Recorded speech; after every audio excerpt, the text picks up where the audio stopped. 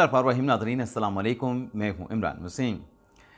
नाज़रीन, भारत की जानिब से हमेशा पाकिस्तान पर दहशतगर्दों की सरपरस्ती का इल्ज़ाम लगाया गया है।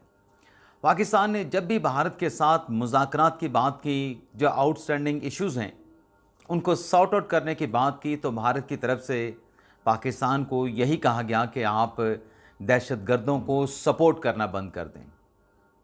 पाकिस्तान के मुज़ाकरात के ऑफ़र पर भारत ने जवाब नहीं दिया, बल्कि उल्टा पाकिस्तान पर इल्ज़ाम लगा दिया।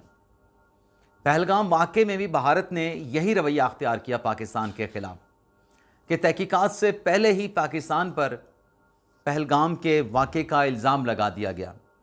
पाकिस्तान के ख़िलाफ़ इंतहाई फ़ैसले लिए गए। पाकिस्तान के सफारतकारों को नापसंदीदा शख्सियत करार दे के भारत छोड़ने का कह दिया गया। सिंध तास का मुआहदा भारत की तरफ से मनसूख करके पाकिस्तान पर हमला किया गया। पाकिस्तान ने मुज़ाकरात की ऑफ़र की, लेकिन भारत ने डिक्लाइन कर दी।